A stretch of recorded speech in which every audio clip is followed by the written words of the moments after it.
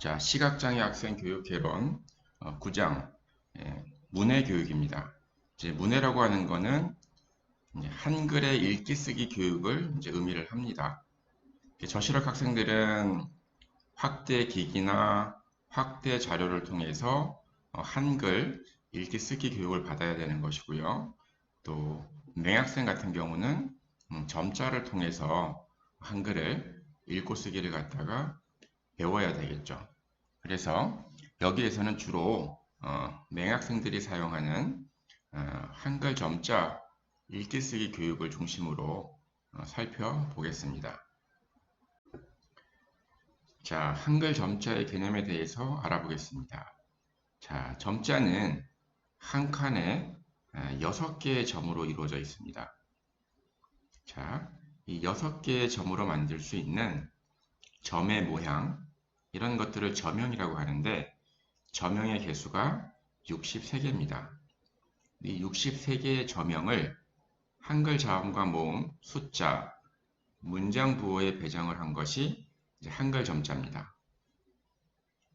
우리가 점자를 지도하기 위해서 6개의 점에는 점 번호를 붙입니다. 근데 읽을 때와 점자책으로 읽을 때와 점자판으로 쓸 때의 점 번호가 다릅니다. 읽을 때는 왼쪽부터 1, 2, 3, 4, 5, 6이고요. 쓸 때에는 오른쪽부터 1, 2, 3, 4, 5, 6이라고 우리가 부릅니다. 그 이유는 비장애 학생들이 쓰는 한글 같은 경우에는 노트에다가 왼쪽에서부터 오른쪽으로 글자를 써 나가고 읽을 때에도 노트의 왼쪽부터 오른쪽으로 읽어 나갑니다. 그러니까 쓰기와 읽기가 동일합니다.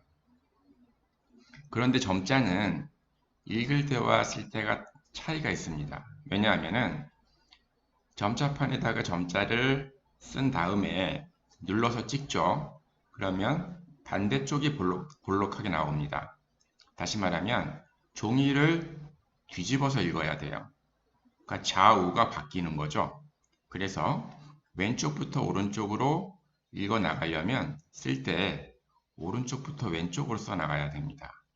마찬가지로 한 칸의 점형을 갖다가 찍을 때에도 읽을 때 원하는 자음과 모음을 갖다가 찍으려면은 쓸 때에는 좌우가 바뀌어야 됩니다. 그래야지만 뒤집었을 때 읽기 기준으로 점 번호가 나오는 거죠.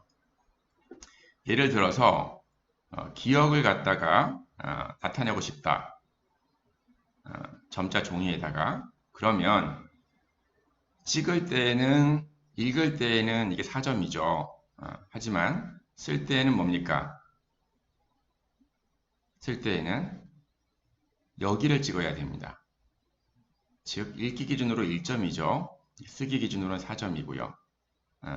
여기를 찍어야지만 볼록 튀어나온 부분을 갖다가 뒤집어서 읽었을 때 4점이 나올 수가 있습니다.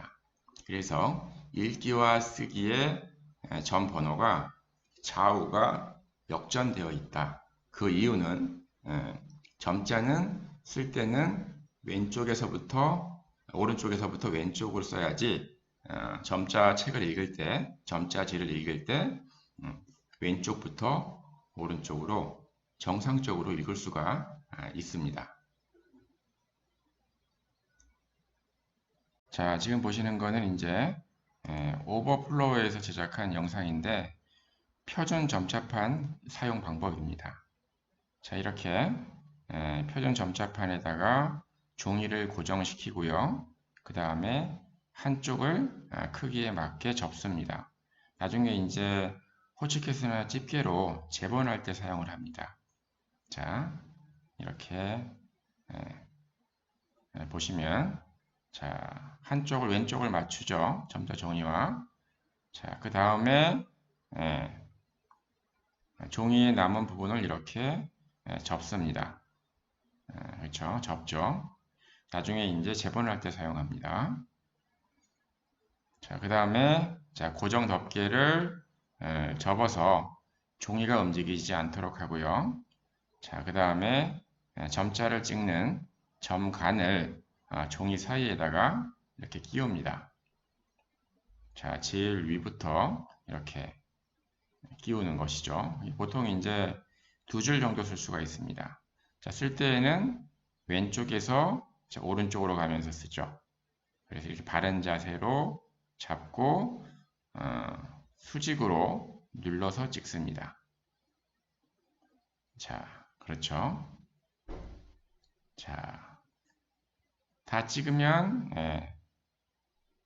자, 점자를 지금 자, 오른쪽에서 왼쪽으로 지금 찍고 있죠. 다 찍으면 자, 점자 종이를 빼서 뒤집어서 반대쪽으로 왼쪽부터 오른쪽으로 잇는 거죠. 자, 한글 점자 자음의 저명과 관련 규정에 대해서 알아보겠습니다. 자, 한글 점자의 초성 자음과 종성 자음은 저명의 모양이 다릅니다, 여러분들. 이제 모양이 비슷한 것 같지만 점 번호를 보시면 다르죠. 자, 초성 자음은 1사점이고요. 니은이. 자, 종성 자음은 2호점입니다. 이렇게 초성 자음과 종성 자음이 다른 이유는 묵자의 경우에는 여러분들 자, 보시는 것처럼 초성 기억과 종성 기억이 글자의 모양이 똑같죠. 하지만 위치를 가지고 초성인지 받침인지 파악할 수가 있죠. 근데 점자는 이렇게 모아 쓰는 게 아니라 한 칸의 자음과 모음을 하나씩 따로따로 쓰는 풀어쓰기입니다. 그래서 초성과 종성의 저명이 똑같으면 이걸 초성으로 읽어야 될지 받침으로 읽어야 될지 알기가 어렵습니다. 그래서 보시는 것처럼 지금 기억이 초성 기억은 4점이고요. 종성 기억은 여러분들 1점이죠. 이렇게 초성과 종성의 저명이 다릅니다. 구분하기 위해서. 자, 두 번째. 자, 여러분들이 자음을 쉽게 익힐 수 있도록 나름의 원리가 있습니다. 여러분 그 원리를 알고 저명을 배우시면 쉽게 기억할 수가 있습니다. 자, 기역, 니은, 디귿 보시게 되면은 자, 저명이 공통적으로 4점을 가지고 있죠. 자, 4점의 기역은 점을 더하지 않았고요. 니은은 1점이라고 하는 빠른 점을 더했고요. 디귿은 여러분들 2점이라고 하는 느린 번호를 추가했죠. 자, 리을, 미음, 비읍 보세요.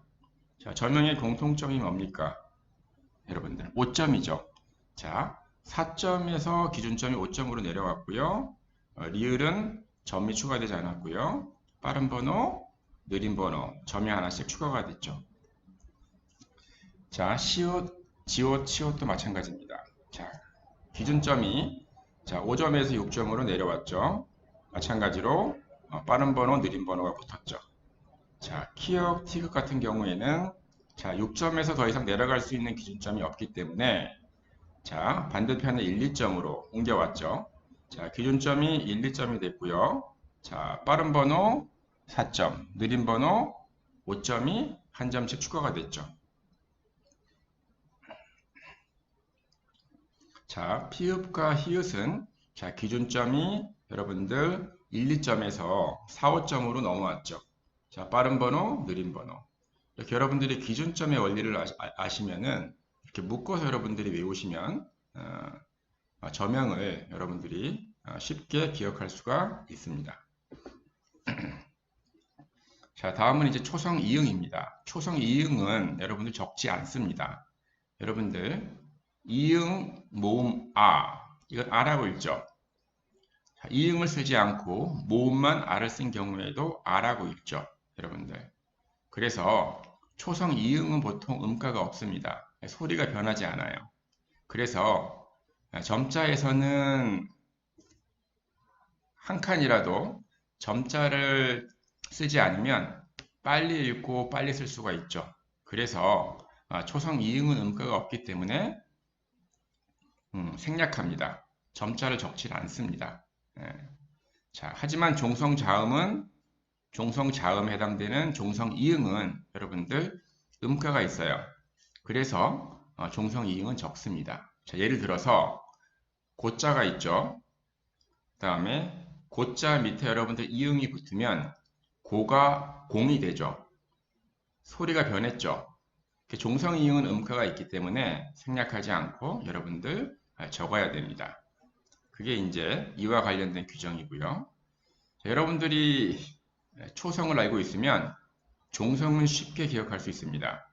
종성은 초성을 왼쪽으로 밀거나 저명을 그게 어려울 경우에는 아래로 한 단 내린 겁니다. 그게 종성입니다. 자, 기역을 볼까요? 자, 기역은 초성이 4점이죠. 종성은 왼쪽으로 밀어서 1점이 된 거죠. 자, 니은 봅시다. 초성 자음은 1사점이죠. 자, 1사점을 왼쪽으로 밀 수 있습니까? 4점은 밀 수 있지만 원래 있던 1점은 밀 수가 없죠. 그런 경우는 이렇게 아래로 한 단 내려서 2호점으로 적는 것이죠. 나머지 자음들도 마찬가지로 왼쪽으로 미는 게 첫 번째 원칙이고요. 그게 어려운 경우에는 한 단 내려서 종성을 표기를 합니다. 자, 다음은 이제 초성 자음에서 된소리 글자들입니다. 그러니까 초성에 쌍기역, 쌍디귿, 쌍비읍, 쌍시옷, 쌍지옷이 들어가는 글자들이죠. 예를 들면 또는 짜장면 뭐 이런 것들이 해당이 되겠죠. 자, 이렇게 또를 적을 때에는 된소리 글자들이 있는 글자를 적을 때에는 초성 자음을 연이어서 2번 적는 게 아닙니다. 그때에는 된소리 기호를 적고 초성 자음을 한 번만 적습니다. 자, 또를 적을 때 디귿, 디귿, 오 이렇게 적으면 안 되고요. 된소리 기호를 적고 디귿을 한 번만 적고 모음 오를 적습니다. 그래서 이 된소리 글자들은 된소리 기호를 적고 초성 자음을 한 번만 적는다 라고 기억하시면 될 것 같아요. 자, 그 다음에 이제 받침이죠. 받침도 여러분들 쌍받침이 있고 겹받침이 있죠. 자, 쌍받침은 보통 2개밖에 없습니다. 쌍기역이 받침으로 들어가거나 또는 쌍시옷이 받침으로 들어가는 경우죠. 자, 쌍기역 같은 경우는 그냥 기역을 종성 기역을 2번 연이어 적으면 됩니다. 근데 쌍시옷이 들어가는 글자들은 되게 많아요, 여러분들. 보통 과거형을 나타내는 문장들은 대부분 이 쌍시옷이 받침으로 들어가죠. 그래서 연이어 시옷을 종성 시옷을 2번 적는 게 아니라 한 칸에 적을 수 있도록 이렇게 3, 4점을 갖다가 종성 쌍시옷으로 별도로 배정해 놨습니다. 그래서 여러분들이 뭐 보았습니다 할 때 아자를 적을 때에는 어떻게 적습니까? 초성 이응은 적지 않죠. 음가가 없으니까. 자, 모음 아를 적고요. 그 다음에 뭡니까? 종성 시옷을 2번 적는 게 아니라 쌍시옷은 별도로 3, 4점이 배정이 되어 있기 때문에 3, 4점으로 적는 것이죠. 자, 이제 종성에서 겹받침이 있습니다. 자, 받침의 종성 자음이 서로 다른 경우를 겹받침이라고 하죠. 이런 경우는 연이어 적으면 됩니다. 그래서 종성 리을과 종성 기역을 여러분들이 적으면 되는 것이죠. 자, 여러분 이렇게 해서 한글 자음의 저명과 그 다음에 규정들을 대략적으로 살펴봤습니다. 이제 점역 프로그램을 활용을 해서 여러분들 초성 자음의 자음과 관련된 점자 규정들에 대해서 다시 한번 확인해 보겠습니다. 자, 제가 악이라고 한번 쳐볼게요. 자, 악의 저명을 보십시오, 여러분들. 초성 이응은 쓰지 않고 바로 모음 아를 썼죠. 그리고 초성 기역, 그리고 모음 이를 썼습니다. 그래서 초성 이응은 음가가 없기 때문에 쓰지 않는다, 생략한다 라는 부분들 여러분들 기억하시고요. 자, 우리 이제 된소리 글자에 대해서 배웠죠. 된소리 글자와 관련해서 어떻게 표기하는지 다시 한번 보겠습니다. 또, 자, 여러분 보세요. 또 그랬어 할 때 또죠. 자,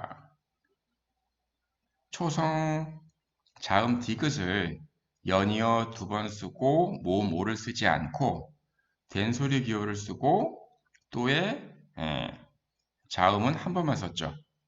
그래서 된소리 글자들은 된소리 기호 6점을 사용한다 라는 것들 여러분들이 기억하시면 좋을 것 같습니다. 자, 이제 다음은 이제 쌍받침과 겹받침이죠. 자, 우리가 쌍받침에는 여러분들 쌍기역과 쌍시옷이 있다고 말씀을 드렸습니다. 그러면 자, 딱다.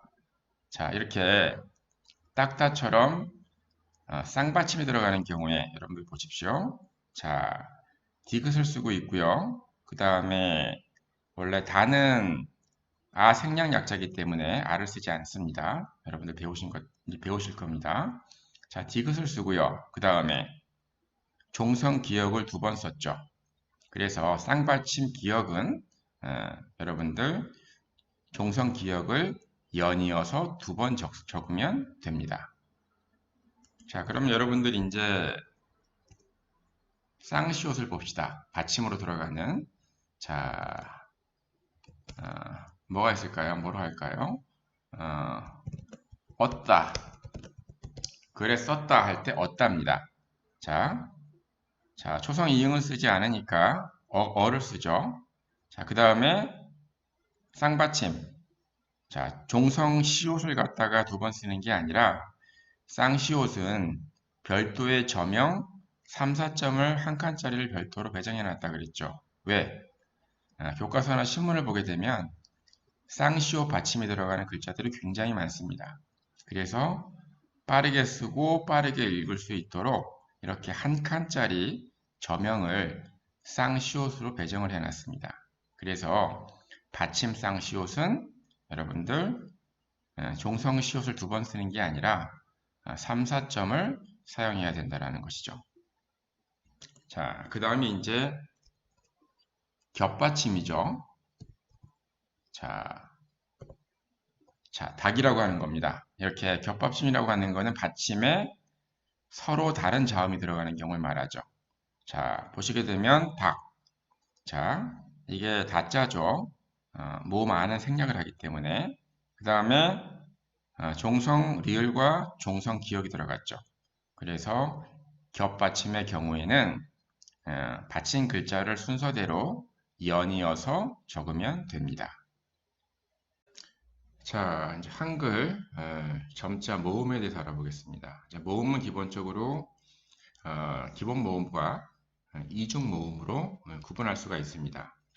자, 기본 모음은 여러분들이 모양을 가지고 쌍으로 여러분들이 기억하면 저명을 쉽게 기억할 수가 있습니다. 자, 야를 보시게 되면 점자가 서로 대칭되어 있죠. 또 가만 보시게 되면 사람이 앉아 있는 것 같죠, 어디? 자, 이런 모양으로 기억하시고요.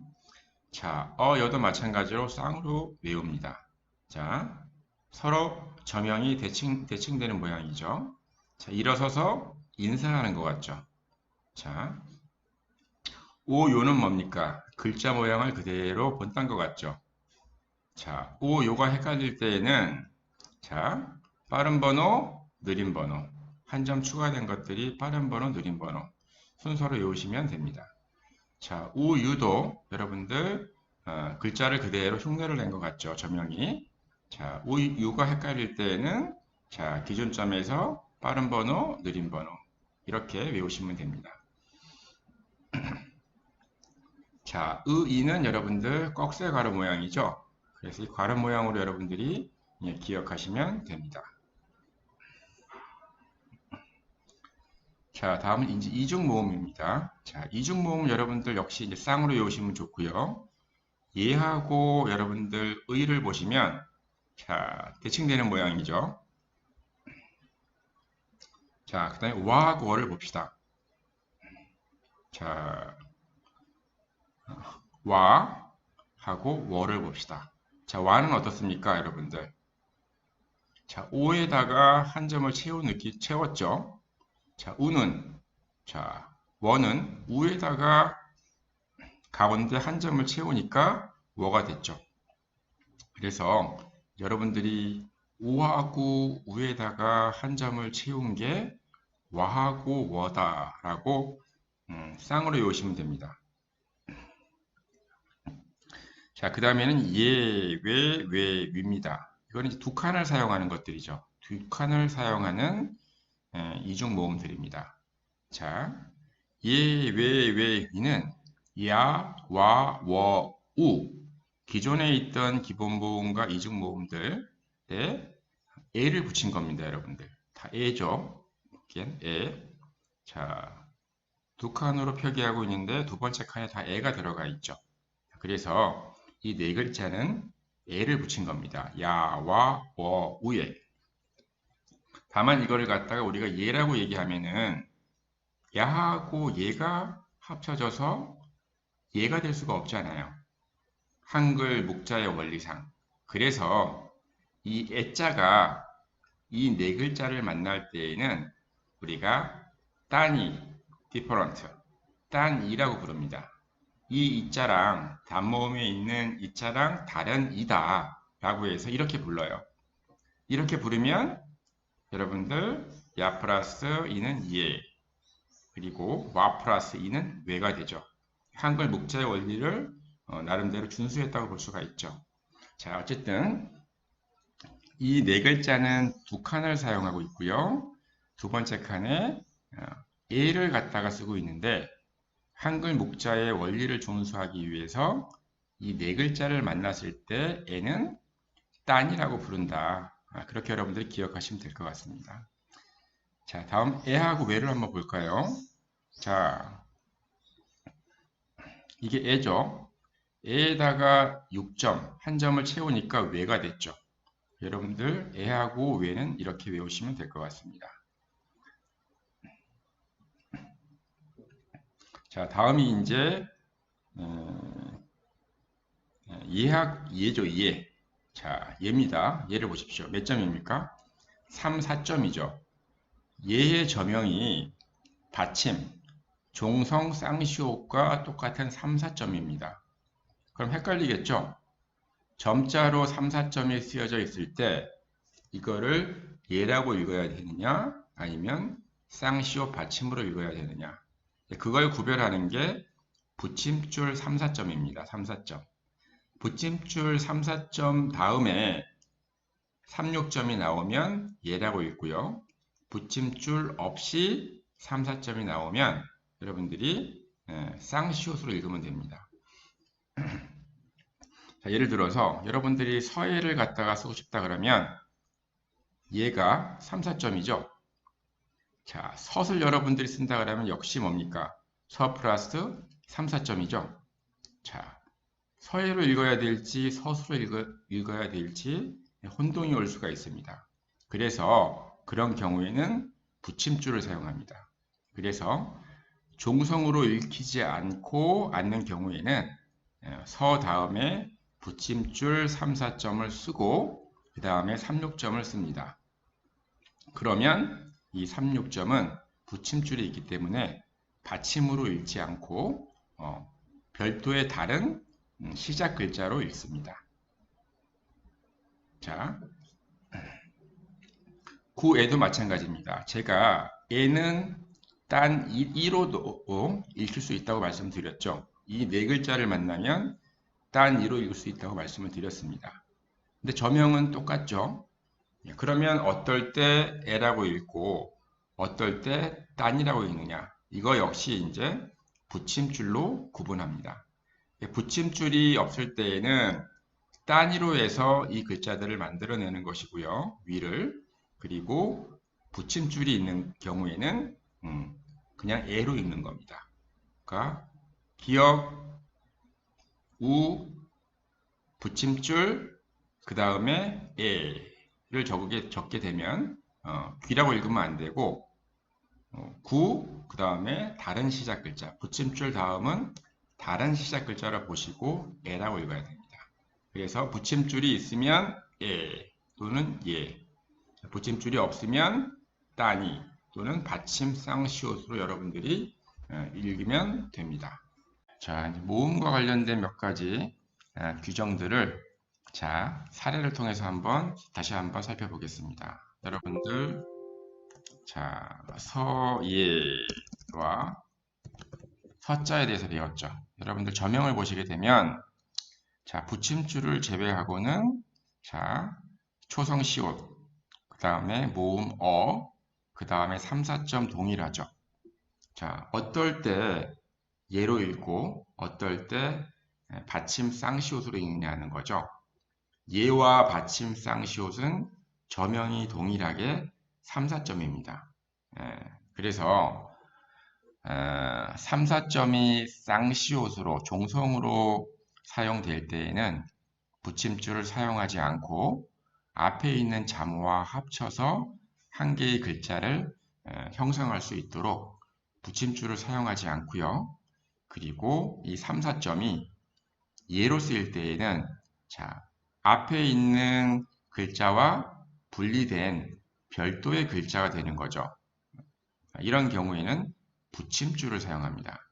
붙임줄 다음에 3, 4점이 나왔다. 그러면 여러분들은 이걸 종성에 해당되는 쌍받침으로 쌍받침, 쌍시옷으로 읽으시면 안 되고 예라고 읽어야 됩니다. 그리고 붙임줄을 사용하지 않은 경우에는 여러분들이 받침 쌍시옷으로 생각하시고 앞에 있는 자모와 합쳐서 읽으셔야 됩니다. 아시겠죠? 자, 이제 두 번째는 여러분들 구애와 귀에 대해서 우리가 배웠죠. 마찬가지로 붙임줄을 제외하고는 자, 초성 기역과 모음 우, 그 다음에 복모음 애죠. 여러분들 애는 애라고 익힐 때가 있고요. 여러분들 기억하십니까? 앞에서 야, 와, 그리고 워, 우 이 네 개의 모음과 애가 만날 때에는 이 애가 딴 이가 되어서 예, 왜, 위가 된다 그랬죠, 여러분들한테. 여러분들 복모음은 보통 이 네 글자는 두 칸을 사용한다 그랬습니다.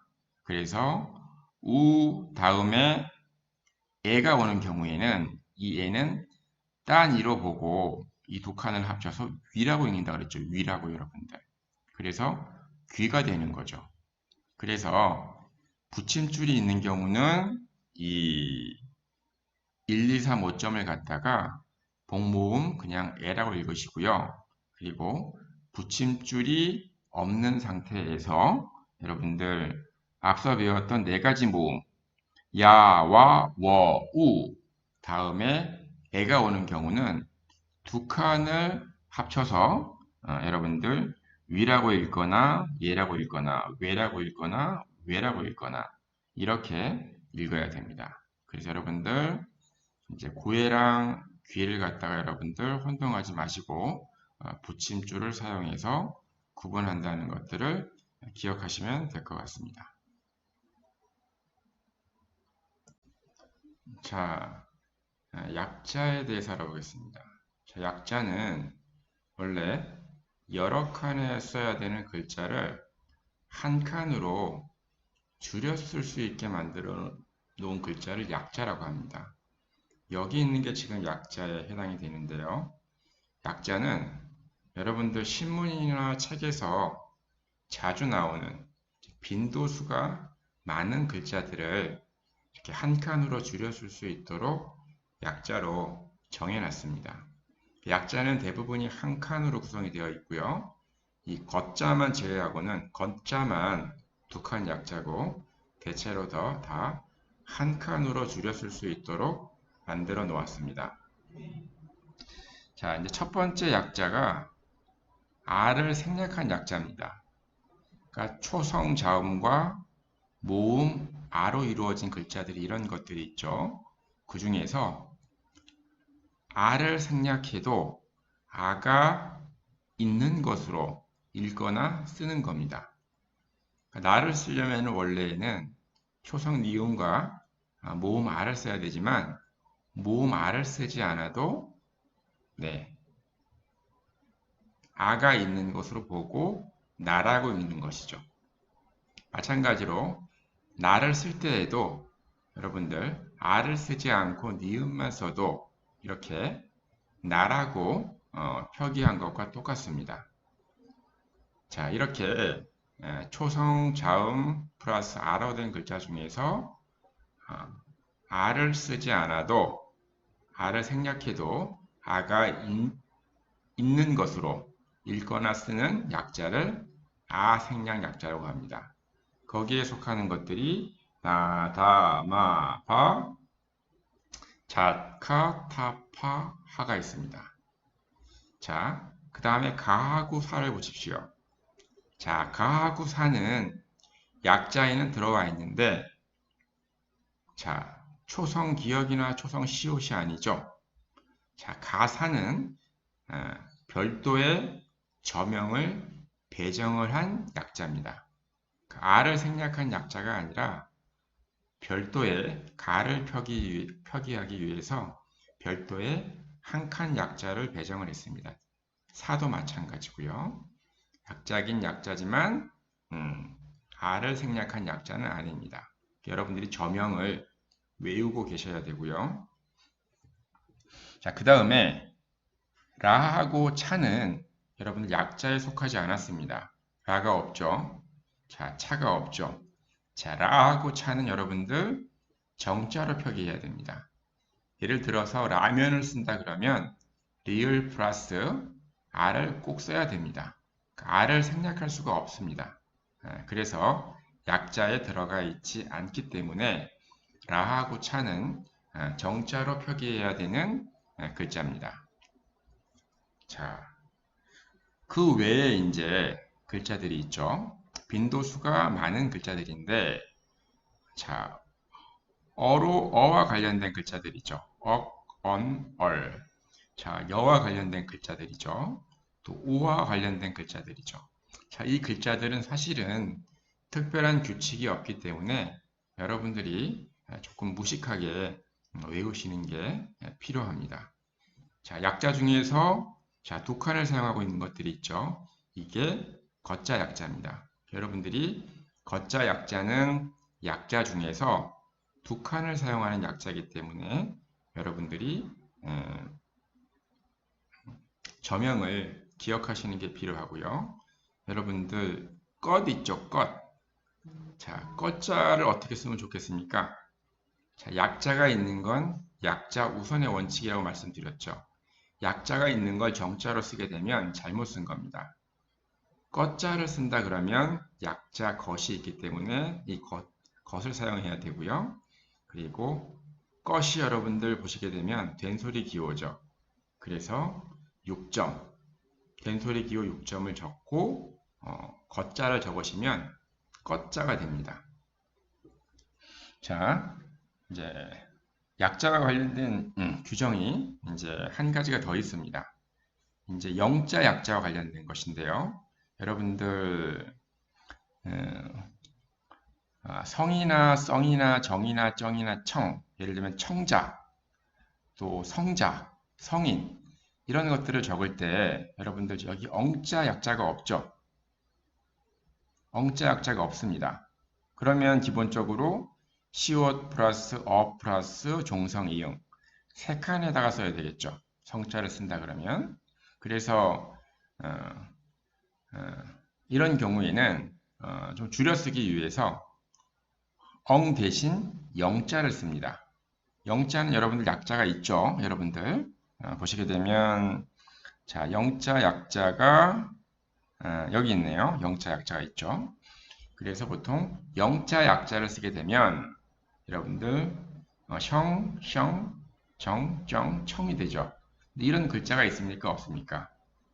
없죠. 그래서 성, 정, 정 다음에 영자가 오는 경우에는 영자 약자를 쓰는 경우에는 이 영을 엉으로 읽습니다. 그러면 두 칸으로 줄겠죠. 아까 성자가. 그래서 최대한 줄여쓰기 위해서 이 영자를 사용하지 않는 글자에 대해서 영을 사용하게 되면 엉으로 읽을 수 있도록 하고 있습니다. 그게 바로 이 5글자입니다. 여러분들이 성자, 청자 이런 것들을 쓸 때에는 여러분들이 정자로 쓰시면 안 되고요. 이 청자를 갖다가 치옷 플러스 영자 약자를 쓰셔야 되고 이때의 영은 엉으로 읽어야 됩니다. 자, 마지막 규정입니다. 아까 아 생략 약자에 대해서 배웠죠. 아 생략 약자가 나, 다, 마, 바 다음에 차카타, 파, 하가 있다고 얘기했습니다.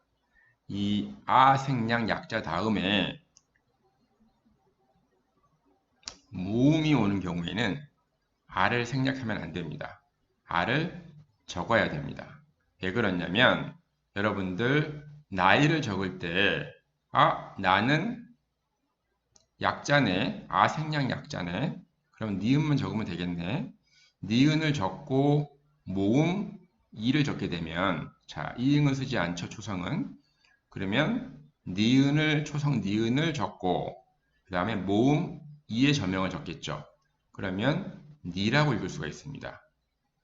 그래서 아 생략 약자 다음에 모음이 오는 경우 바로 기본 모음이나 이중 모음이나 모음이 바로 오는 경우에는 아를 생략하지 않고 아를 써야 된다라는 거죠. 이렇게. 왜? 그러지 않으면 다른 글자로 읽힐 수가 있다라는 거죠. 자, 이렇게 해서 여러분들 약자에 대해서 배웠습니다. 약자는 크게 여러분들 아를 생략한 약자가 있고요. 또 가와 사 같은 별도의 저명이 배정된 약자가 있고요. 또 라하고 차는 약자에 들어가 있지 않고요.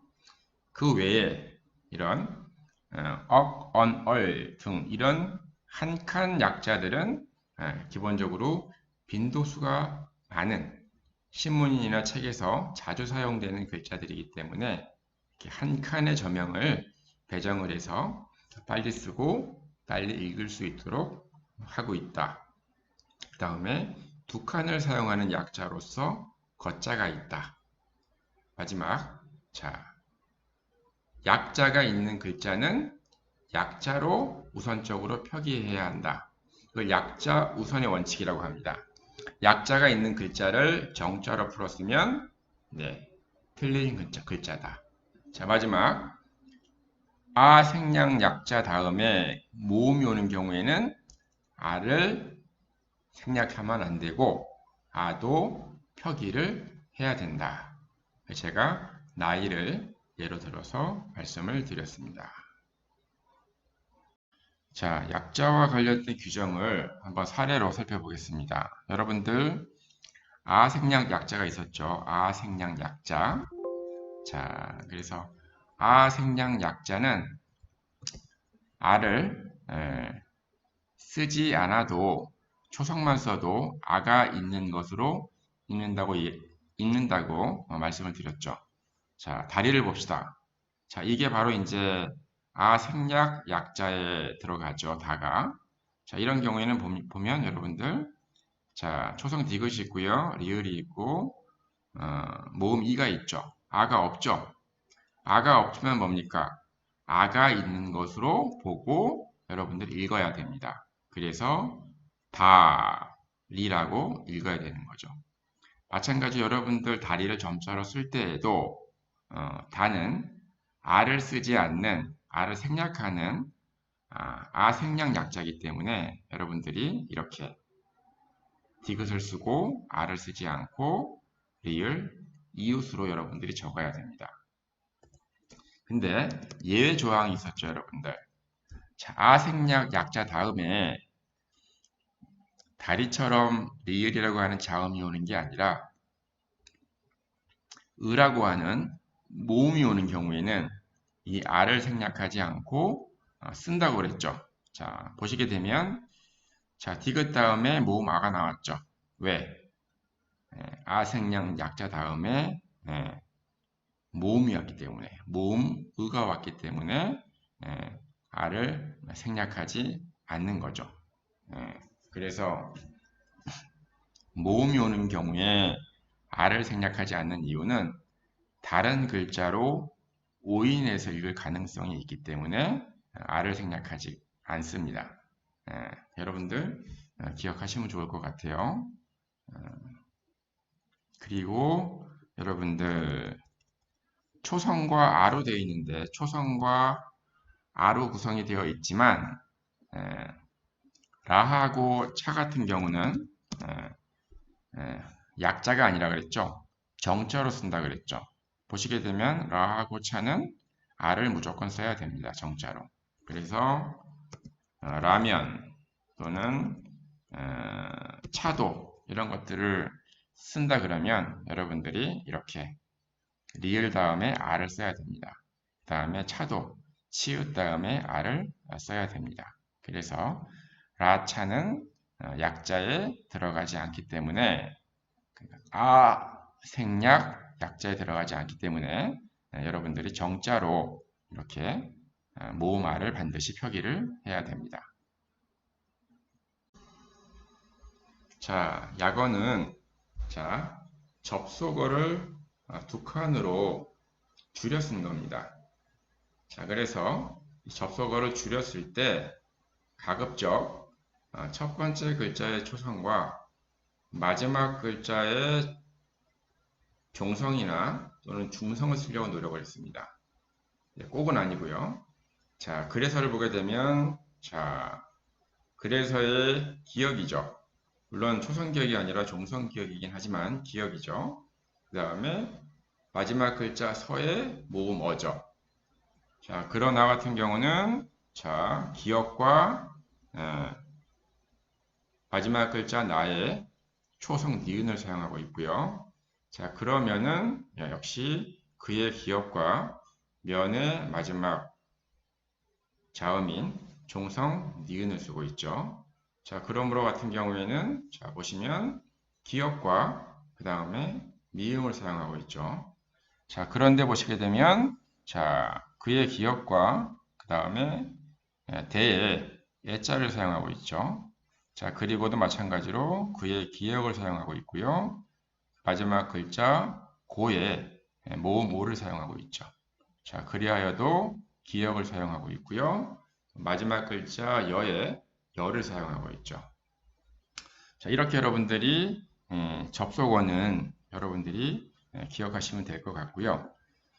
다음에 이제 약어 다음에 글자가 오는 경우 그런 데도처럼 또는 글자 다음에 약어가 오는 경우 이런 경우에 약어를 사용하느냐 정자로 표기하느냐 두 가지 문제가 있습니다. 그래서 약어 다음에 글자가 붙는 경우에는 약어로 접속어를 약어로 표기하시면 되고요. 글자 다음에 접속사가 붙는 경우에는 여러분들이 약어로 쓰시면 안 되고 정자로 쓰셔야 됩니다. 자, 그런데도처럼 그런데라고 하는 접속사 다음에 글자가 붙는 경우에는 약어를 사용한다 그랬죠. 그래서 이게 그런데죠. 그런데 그 다음에 도자를 갖다가 쓴 거죠. 디귿 오. 자, 쭈그리고는 뭡니까? 글자 다음에 글자 뒤에 접속어가 붙은 경우죠. 이런 경우는 정자로 씁니다. 그래서 된소리 기호, 그 다음에 지옷, 모음 우, 그래서 쭈가 되는 거죠. 쭈 다음에 그, 리, 고 이렇게 정자로 표기를 한 것입니다. 여러분들 약어는 주로 접속어를 의미하고요. 그리고 접속어가 다음에 글자가 오는 경우, 그 다음에 글자 뒤에 접속어가 오는 경우 두 가지로 구분할 수 있는데 글자 뒤에 접속어가 붙는 경우에는 정자로 표기한다. 접속어를 그렇게 기억하시면 될 것 같습니다. 자, 다음은 숫자에 대한 점자 표기입니다. 자, 숫자 앞에는 항상 수표를 사용해야 됩니다. 자, 수표는 3, 4, 5, 6점인데요. 자, 여러분들 0부터 9까지 모든 숫자들을 보시면 동일하게 숫자 앞에 수표를 사용하고 있죠. 수표를 사용하는 이유는 글자와 숫자를 혼동하지 않도록 하기 위해서 수표를 사용하는 것입니다. 그래서 여러분들이 0부터 9까지의 숫자를 알고 있으면, 저명으로 알고 있으면 두 자리, 세 자리, 네 자리 숫자들은 여러분들이 그냥 연이어 쓰면 됩니다. 예를 들어서 379를 쓴다. 그러면 수표를 쓰시고 3자, 7자, 9자를 쓰시면 돼요.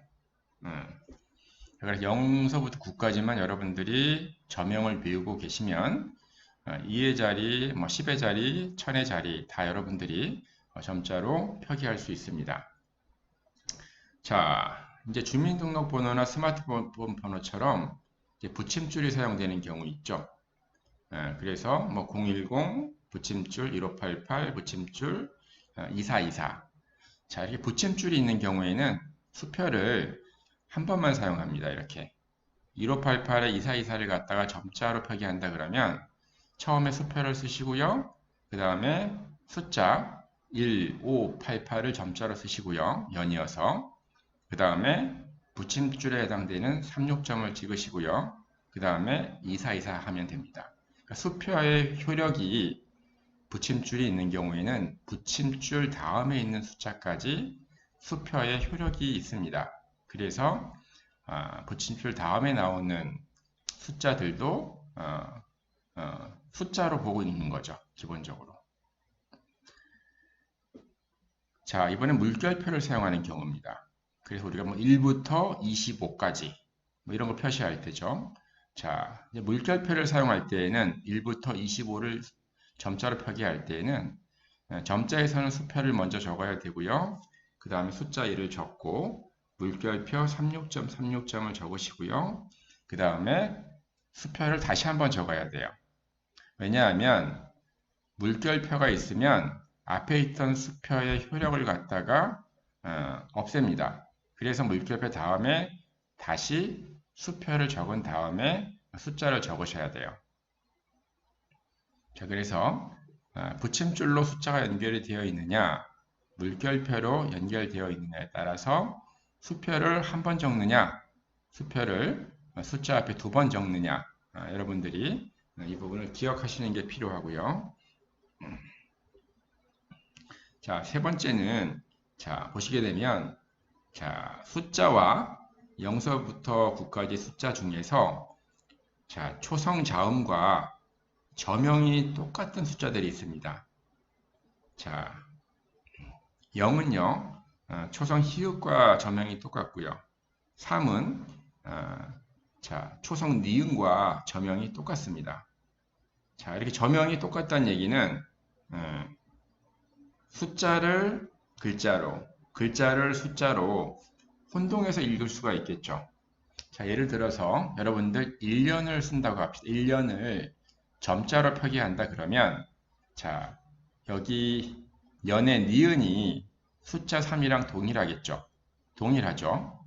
자, 그러면 1년을 쓰게 되면 자, 수표를 먼저 쓰고요. 그 다음에 숫자 1을 쓰고요. 다음에 연자를 써야 되니까 니은이 오겠죠. 그러면 1년으로 읽을 수도 있지만 13으로도 읽을 수가 있겠죠. 왜? 니은과 3은 저명이 똑같기 때문에.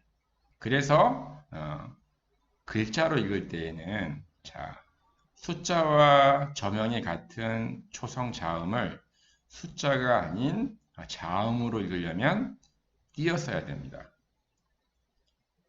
띄어 쓴다는 얘기는 수표의 효력이 띄어쓰기 직전까지만 유지가 되고 그 다음에는 수표의 효력이 없어지게 됩니다. 그래서 여러분들이 1년을 점자로 표기하시게 되면 수표 1, 띄어쓰기, 그 다음에 니은, 그 다음에 연자, 약자를 써서 점자로 표기하셔야 되고요. 그리고 이 니은을 띄어 쓰지 않고 붙여 쓰시게 되면 이걸 숫자로 오인해서 13으로 읽을 수도 있다. 그래서 띄어쓰기로 구분한다. 어떨 때 숫자와 저명이 같은 초성 자음이 숫자 다음에 나올 때 그럴 때에는 구분하기 위해서 띄어 쓴다. 근데 그게 아니라 숫자와 저명이 동일하지 않은 경우에는 띄어쓰지 않아도 됩니다. 예를 들면 1권. 자, 1 다음에 권이죠. 1권. 1권을 갖다가 점자로 표기한다 그러면 자, 숫자 2를 쓰고요. 그 다음에 권이니까 기역을 써야 되겠죠. 여러분 보십시오. 자, 숫자랑 동일하게 저명이 중복되는 게 기역이 있습니까? 기역이 없죠. 자, 기역은 숫자랑 중복되지 않습니다. 사점이 없죠. 그래서 1권 같은 경우에는 1권, 2권, 3권 할 때 권 같은 경우에는 띄어쓸 필요가 없습니다. 그냥 붙였어도 상관이 없습니다. 자, 여러분들 이해가 되셨으리라고 생각합니다. 자, 이제 숫자와 관련된 규정을 몇 가지 알아보겠습니다. 여러분들 0서부터 숫자 9까지 숫자 중에서 일부가 초성 자음과 저명이 동일하다고 이야기를 했습니다. 그래서 초성 자음을 갖다가 숫자 다음에 오는 초성 자음을 숫자로 잘못 오인해서 읽을 수가 있습니다. 그래서 그런 경우에는 숫자와 초성 자음 간에 한 칸을 띄어 쓴다고 얘기를 했죠. 여러분들 1년에 니은이 숫자 3이랑 동일합니다. 그래서 숫자 다음에 초성 니은을 붙여 쓰게 되면은 13으로 잘못 읽을 수가 있어요. 그래서 숫자와 저명이 동일한 초성 자음이 오는 경우에는 띄어씁니다. 이렇게 띄어쓴다는 얘기는 수표의 효력이 끝나서 띄어쓰기 다음에 오는 저명은 자음으로 읽는다라는, 숫자가 아니라 자음으로 읽는다라는 의미를 가지고 있습니다. 자, 이번엔 1권을 볼게요, 여러분들. 자, 숫자 1 다음에 기역이 왔죠, 여러분들. 풀어쓰기를 하게 되면 기역, 니은이 되겠죠. 자, 기역은, 초성 기역은 숫자와 겹치지 않습니다. 숫자 0서부터 9까지 초성 기역과 같은 저명이 없어요. 그러니까 초성 기역은 숫자로 혼동해서 읽을 가능성이 없습니다. 그래서 숫자 다음에 기역은 여러분들 띄어쓰기 할 필요 없이 바로 이어서 쓰면 됩니다. 수표가 있고요. 기역이 일이 있고요. 그 다음에 기역이 있고요. 그 다음에 복모음 워가 있고요. 다음 니은이 있죠. 그래서 1권 이렇게 붙였습니다. 자, 전화번호 한번 볼게요, 여러분들. 010 자, 대시 4308 다시 자, 0044가 있다.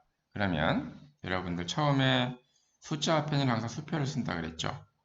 그 다음에 이렇게 다시 다음에는 뭡니까? 붙임줄로 연결을 합니다. 자, 붙임줄로 연결되는 숫자의 경우에는 여러분들 굳이 붙임줄 다음에 수표를 쓰지 않아도 수표의 효력이 계속 이어집니다.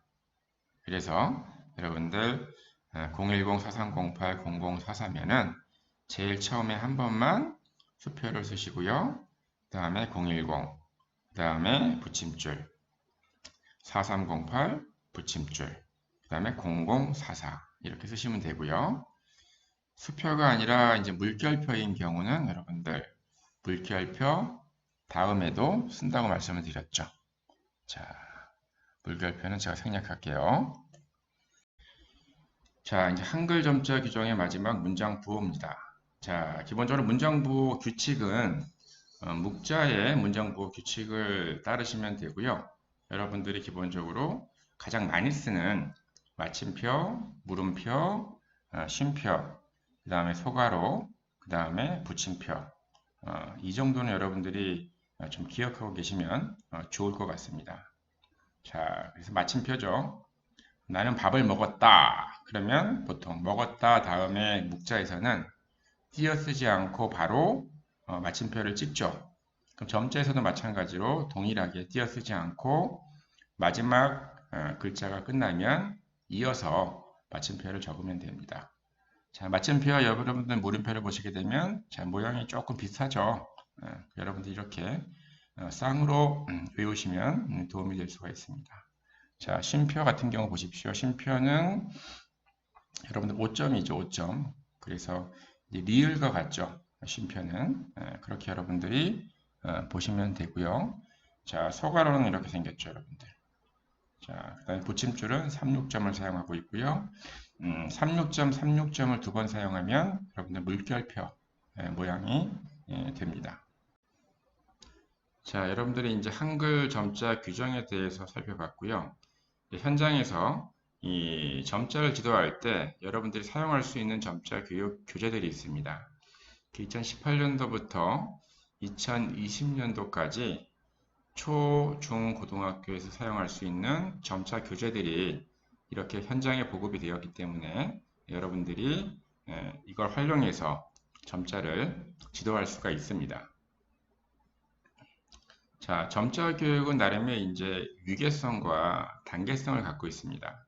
제일 처음 가르쳐야 되는 게 이제 점자 준비 교육이고요. 우리가 점자전 교육이라고 합니다.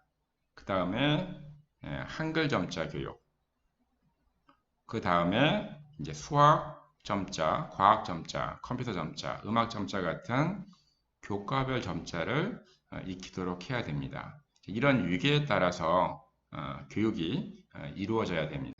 자, 이제 한글 점자를 익히기 전에 점자 준비 교육을 먼저 해야 되는데, 점자 준비 교육은 크게 아동의 촉지각 발달, 그 다음에 점독, 자세와 손가락 동작 익히기, 그 다음에 점자는 6점으로 되어 있죠. 6점의 기본적인 점 번호와 위치, 이런 정도를 학생들이 학습할 수 있도록 구성이 되어 있습니다. 자, 첫 번째 그림이 이제 질감 카드입니다.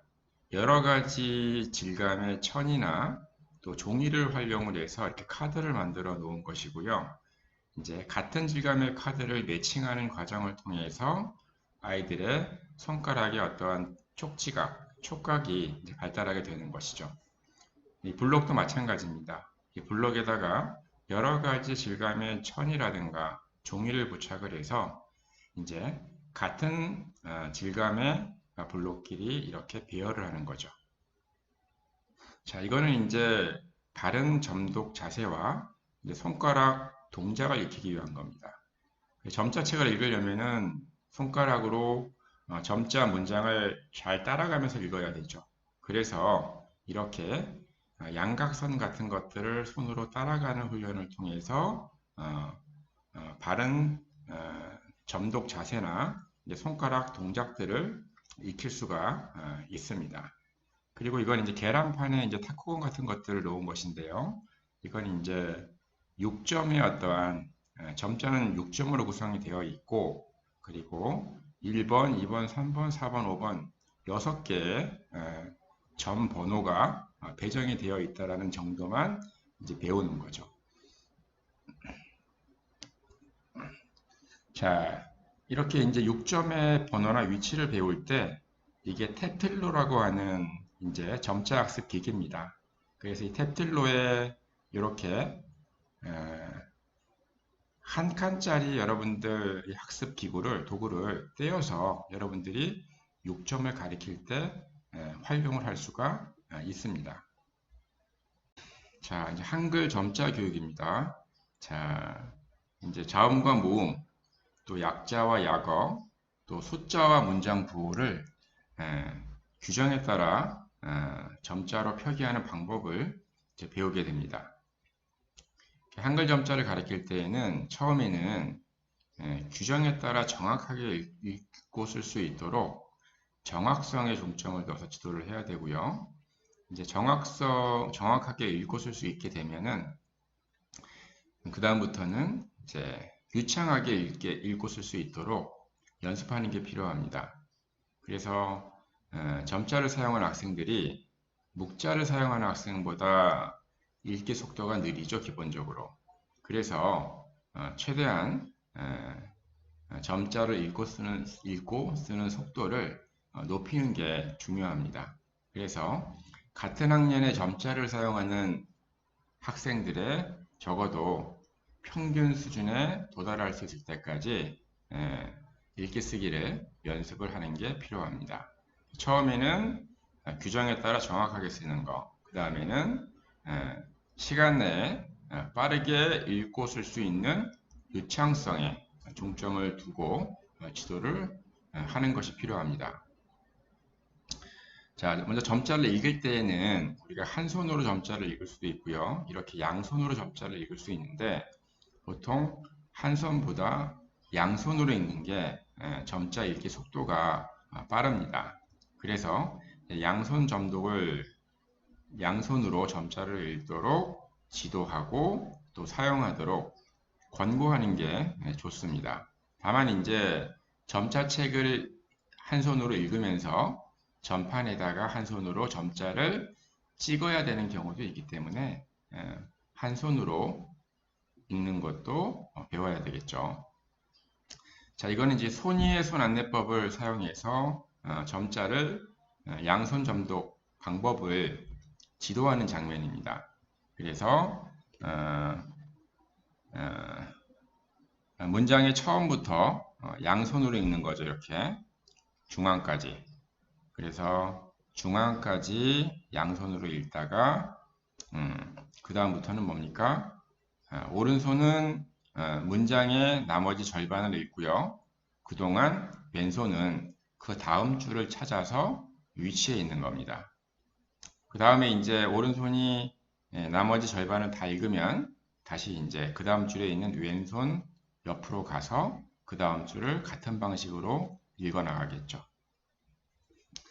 자, 점자 쓰기는 처음에는 점자판을 활용했었습니다. 이제 왼쪽에 있는 게 표준 점자판이고요. 이제 오른쪽에 있는 게 노트형 점자판입니다. 그래서 점자판을 사용해서 점자를 쓰는 방법을 익히고 나면은 그 다음부터 점자 읽기 쓰기 활동은 점자 정보 단말기를 사용을 해서 점자 읽기 쓰기를 하도록 지도하는 게 좋습니다. 자, 여러분들 지금 보시는 게 이제 양손 점독 기술입니다. 자, 양손으로 가운데까지 같이 읽죠. 나머지 읽고 그 다음 줄 찾죠. 가운데까지 같이 읽죠. 나머지 읽죠. 그 다음에 그 다음 줄 찾죠. 그래서 이제 이렇게 양손 점독으로 읽는 게 읽기 속도가 한 손으로 읽는 것보다 더 빠르다고 합니다. 여러분들도 어쨌든 간에 학생들이 한 손 점독도 사용해야 되지만 이제 양손 점독도 학생들이 사용할 수 있도록 지도하는 게 이제 필요합니다. 자, 이거는 이제 버사슬라이트라고 하는 종이 없이 사용하는 무지 점자판입니다. 자, 국내에서 개발이 된 거고요. 또 미국 등 외국에 수출하는 제품입니다. 점자판처럼 생겼죠. 그래서 이렇게 점자판에다가 점자를 찍은 다음에 뒤로 뒤집으면은 이렇게 플라스틱 점자가 돌출이 됩니다. 그래서 이 버사슬라이트는 종이를 사용하는 것보다 손으로 이 점형을 축지하는 게 조금 더 좋습니다. 점이 또렷하기 때문에.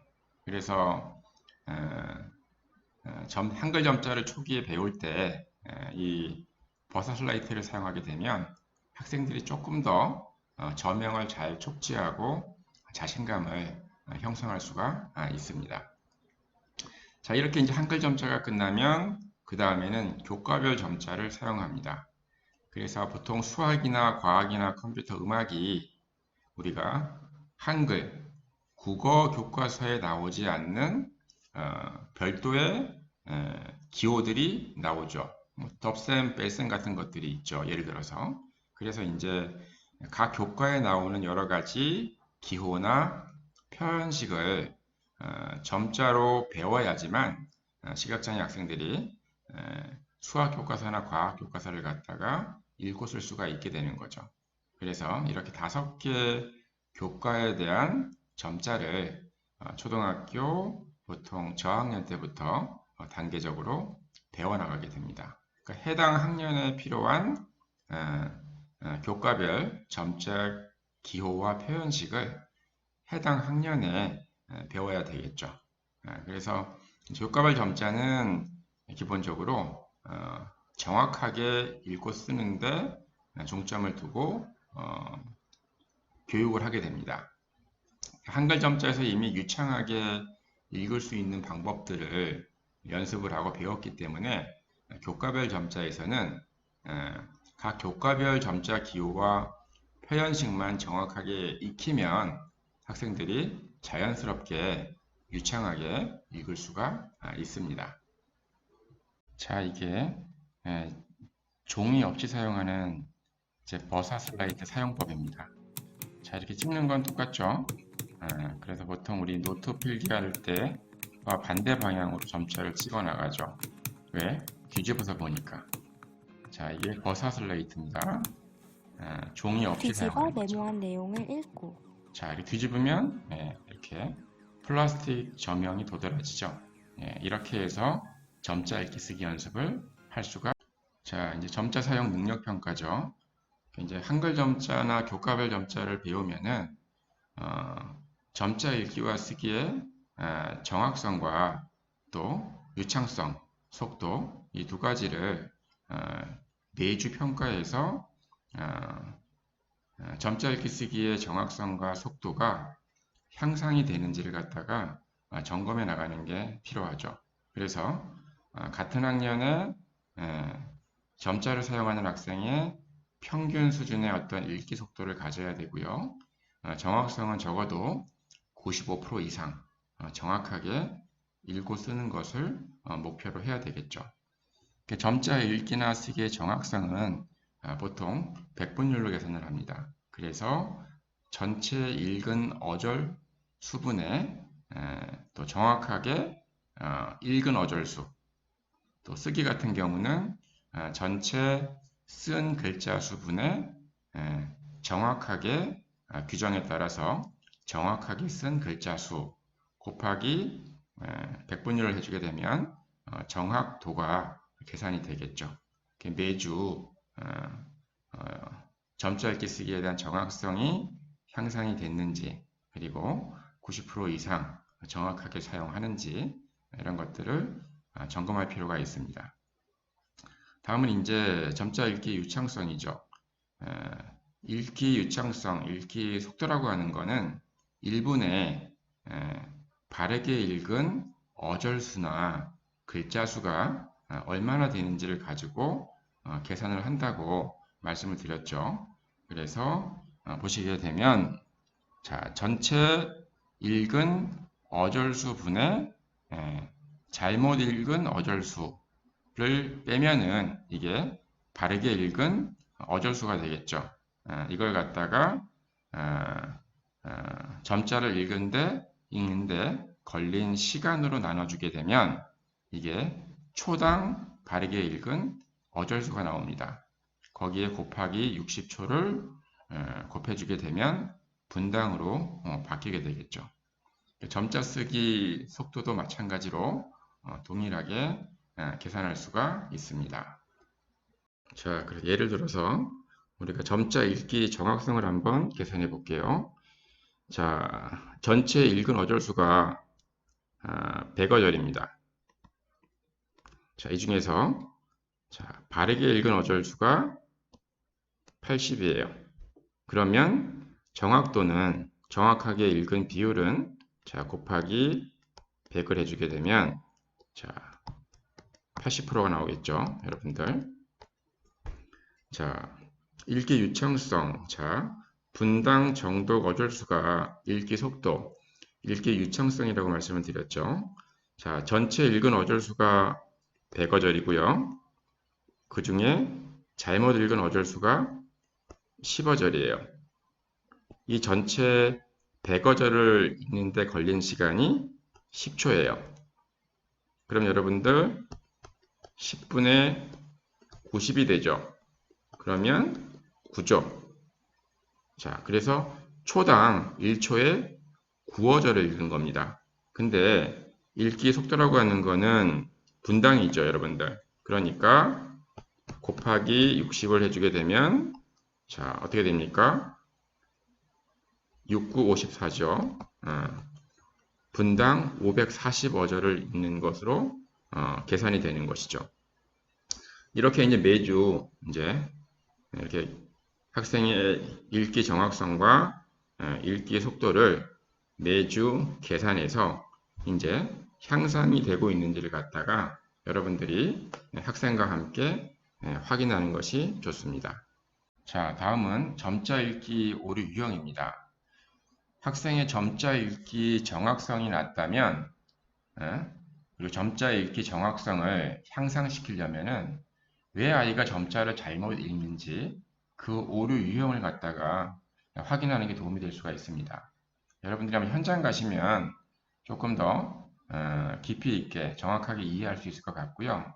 여기에서는 대략적으로 점자 읽기 오류의 종류에는 이런 것들이 있구나라는 정도만 이해하시면 좋을 것 같아요.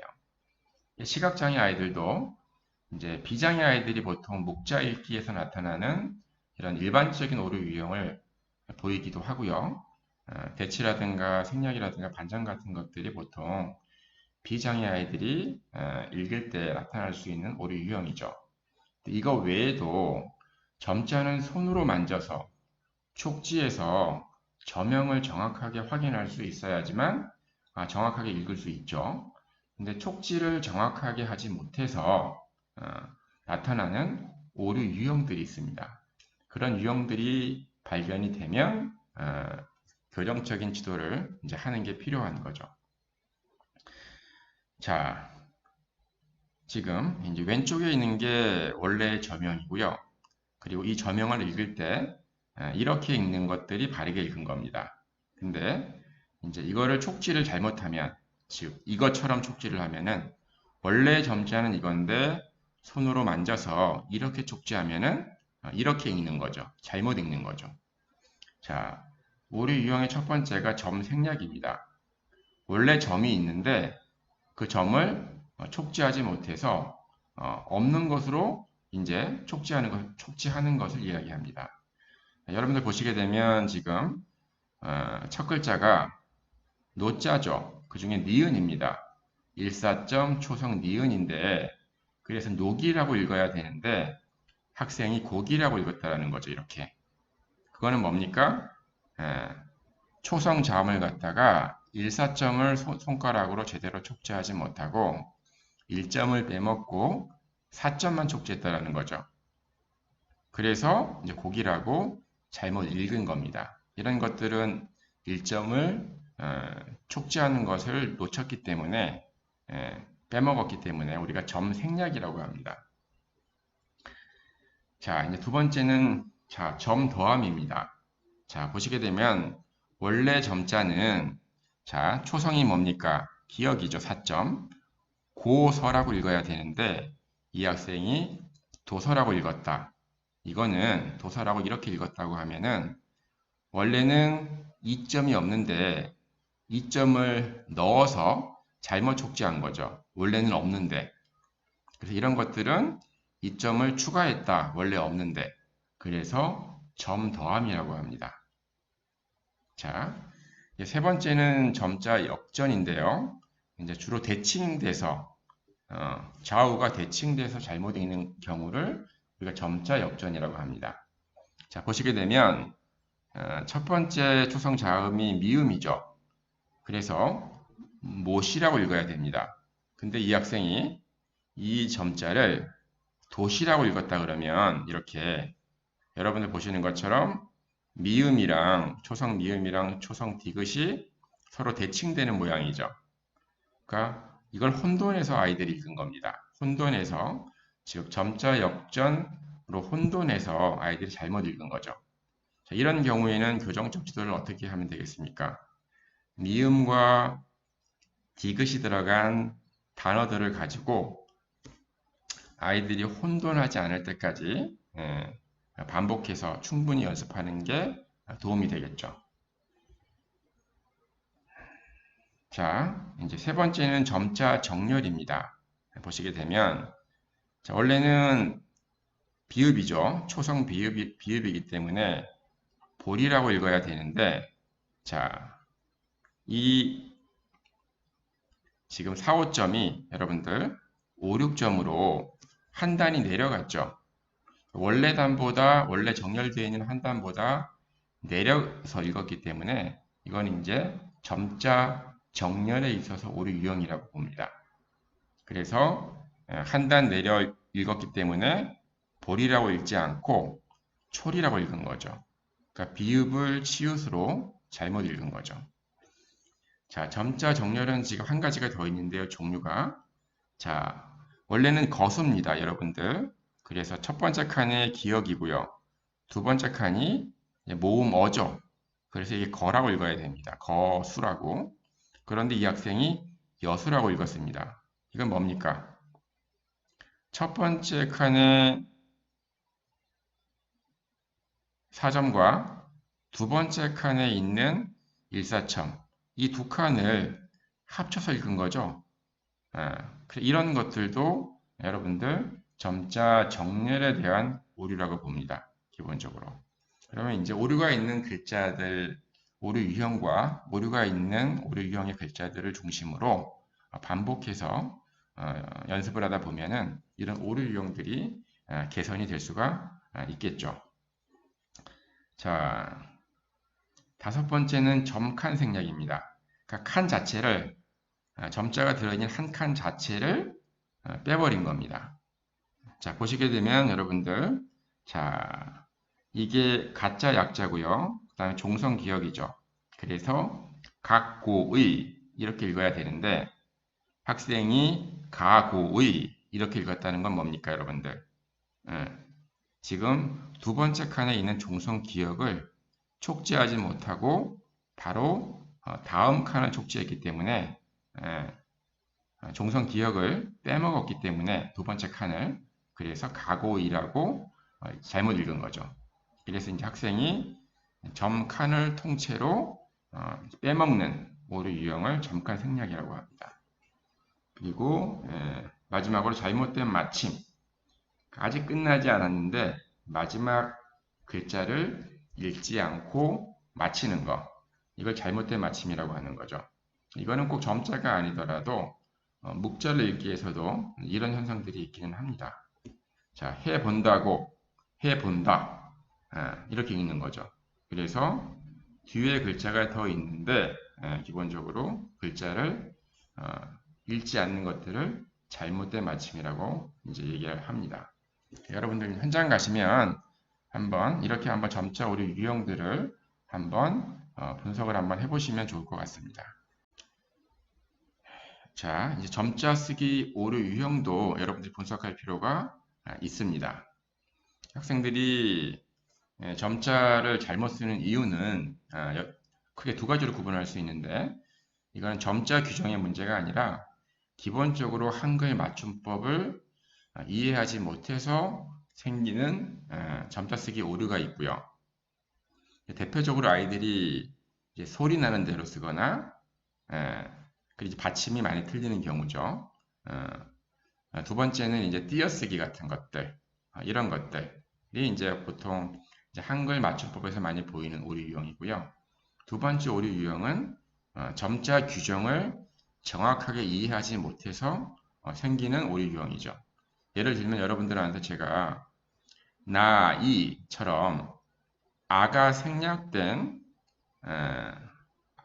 생략된 약자를 사용할 때 그 약자 다음에 모음이 나올 때는 아를 생략하지 않고 아를 써야 된다 그랬죠. 그래서 나이 같은 것들은 이 모음을 니은 모음을 생략하지 말고 써야 됩니다. 여기 나와 있네요. 이렇게. 근데 만일 학생이 니은하고 이라고 썼다면 이거는 아까 말씀드린 생략 약자 다음에 모음이 오는 경우에는 아를 생략하지 않는다. 이 규정을 갖다가 이해하지 못해서 생기는 오류 유형이라고 볼 수 있겠죠. 그래서 이제 해당되는 점자 규정과 관련된 단어들을 가지고 연습을 하는 게 필요하겠죠. 자, 이제 마지막으로 이제 점자 앱입니다. 여러분들이 이제 스마트 기기를 통해서 여러분들이 플레이 스토어에서 점자 또는 점역이라고 치시면 여러분들이 여러 가지 점자 번역, 우리는 이제 점역이라고 하는데 여러 가지 점역 앱들을 무료로 다운로드 받을 수 있습니다. 그리고 다운로드 받으시면 이제 이렇게 창이 뜨게 되는데요. 여러분들이 이제 한글로 단어를 치시고 그 다음에 점자 변환이라는 키를 누르시게 되면 하단에 이렇게 여러분들 올바른 점자 표기가 나타납니다. 그래서 이제 여러분들이 이제 점자에 숙달되지 않으신 경우에는 여러분들이 뭐 받아쓰기라든가 이런 것들을 하신 다음에 올바른 점자 표기를 여러분들이 점역 프로그램이라든가 점역 앱에서 이렇게 확인하셔서 학생이 쓴 답지랑 답안지와 비교해서 이렇게 채점을 할 수도 있고요. 또 여러분들이 점자 공부를 할 때에도 이제 이런 앱들을 여러분들이 활용하실 수가 있습니다. 자, 이렇게 해서 여러분들 우리가 9장 문해 지도 중에서 문해 교육 중에서 점자 문해 교육 중심으로 전반적으로 살펴봤고요. 저시력 학생들 같은 경우에는 이제 확대 기기나 확대 자료를 통해서 이제 묵자 읽기 쓰기를 한다고 말씀을 드렸죠. 그래서 이 내용은 크게 어렵지 않기 때문에 여러분들이 책을 참고하시면 좋을 것 같습니다. 고생하셨습니다.